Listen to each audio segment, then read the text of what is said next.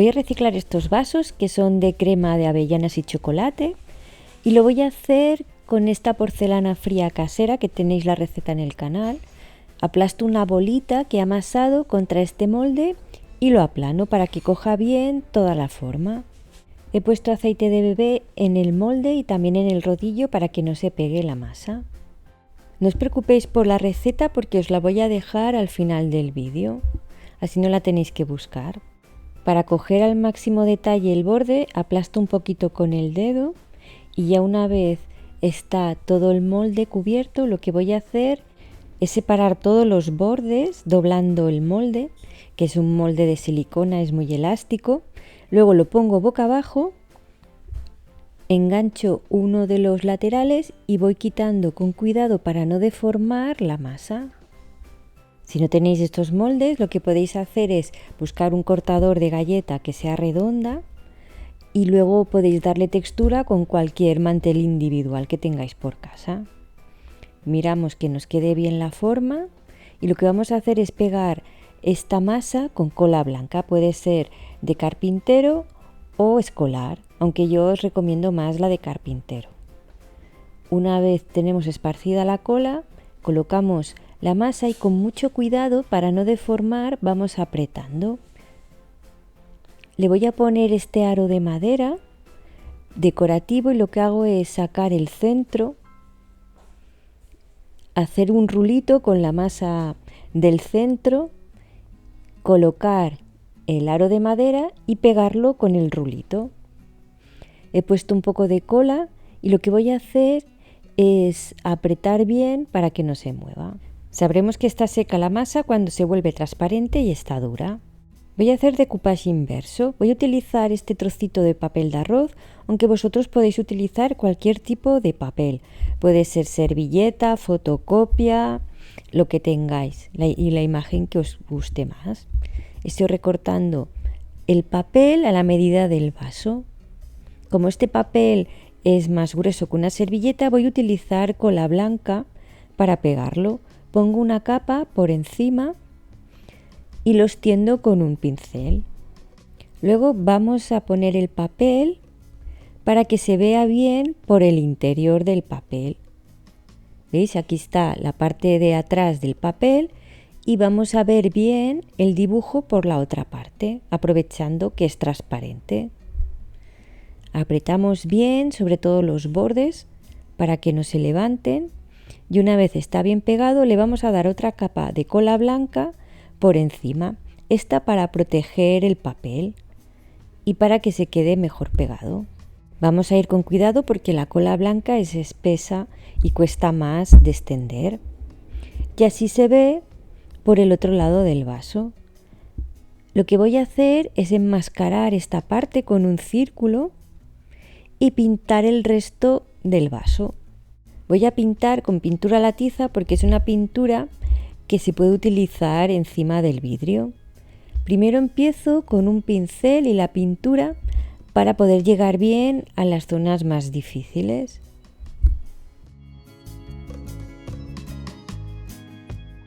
Y ya que lo tengo pintado, voy a acabar de pintar con una esponja a toquecitos. Una vez tengo pintado el borde, voy a quitar inmediatamente la pegatina sin esperar a que se seque la pintura. Y sigo pintando. Encima del papel vamos a poner bastante pintura. Si hiciera falta vamos a poner varias capas de pintura para que no se note el borde del papel porque es más grueso que una servilleta y se va a notar más. Por eso podemos utilizar pintura a la tiza o gesso como primera capa. Yo le he dado varias capas a esponja para poner bastante cantidad y con la textura también disimular el borde.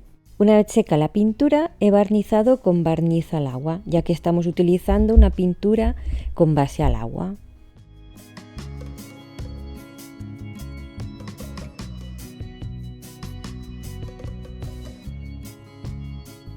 Una vez seco el barniz, ya podemos utilizar cera.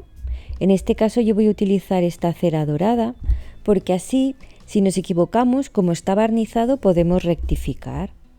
Y además no es recomendable utilizar cera y luego barniz porque puede reaccionar el barniz a la grasa de la cera. Aplico la cera con el dedo porque lo que quiero es resaltar el alto relieve de la moldura que hemos hecho con la porcelana fría. De base le he puesto una rodaja de madera, una velita LED y ya tenemos este bonito detalle navideño que queda precioso tanto de día como de noche. Podemos ver a través de la ventanita la imagen del pajarito.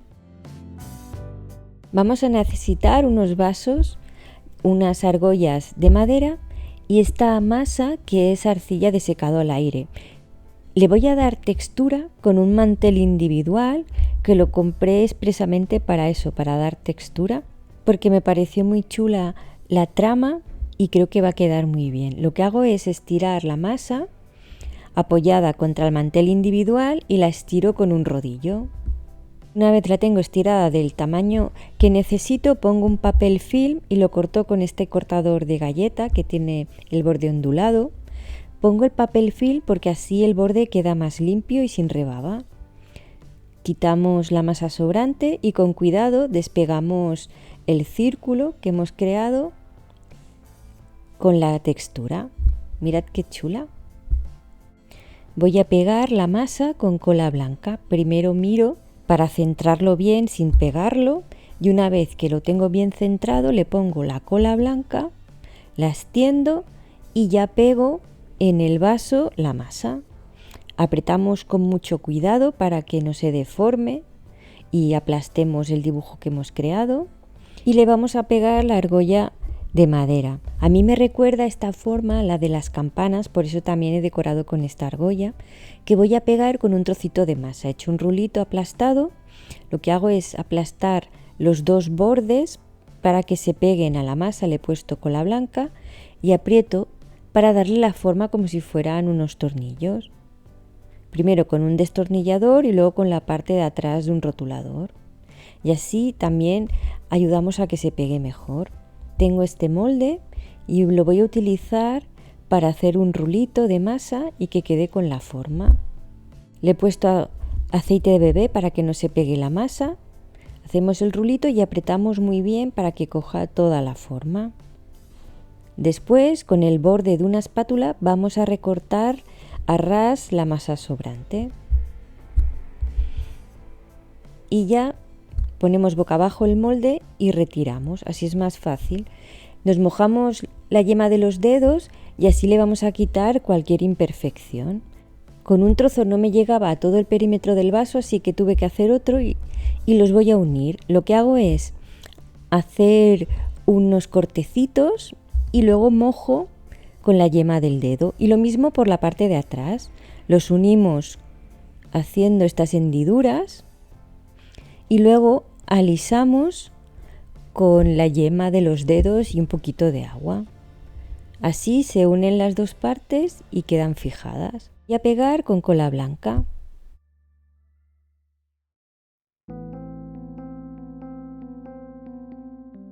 Ponemos la masa en el borde de abajo del vaso y vamos a cortar lo que nos sobra dejando un trocito más para que no queden a ras, sino que uno vaya encima del otro, porque así es más fácil que se peguen bien y no se separen. Y dejamos secar. Esta masa seca muy rápido, incluso la podéis dejar secando al sol. Eso sí, antes de dejarla secar vamos a darle un poquito de agua por encima y así no se va a agrietar.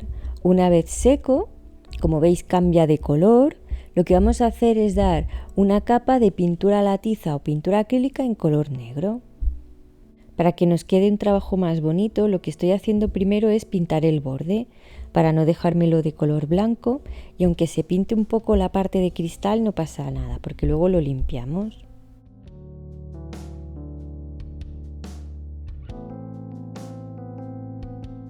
Luego pues pintamos el resto con la pintura y el pincel y así podemos llegar a todos los recovecos. He utilizado este fondo negro porque luego quiero hacer efecto metalizado y así me va a quedar un efecto antiguo más bonito y se va a resaltar más aún el color metalizado. También voy a pintar la parte de abajo. Sin dejar secar la pintura, a mí me gusta quitar al máximo todo lo que hayamos manchado porque es más fácil con la pintura aún fresca lo que hago es coger papel y algodoncitos con alcohol y se quita súper fácil. Ya luego, si nos queda algún resto y está seco, podemos rascar con la uña. Voy a hacer esmerilado casero, voy a utilizar maicena y también barniz en acabado mate. La maicena es opcional, pero así tenemos que dar menos capas de barniz, como que resalta más el efecto, y aparte también le podemos dar color. Yo le pongo un par de gotitas de pintura acrílica en color blanco. Podéis utilizar el color que más os guste. Eso sí, tenemos que mezclar muy bien para que no hayan grumos. Una vez está bien mezclado, lo voy a aplicar con una esponja.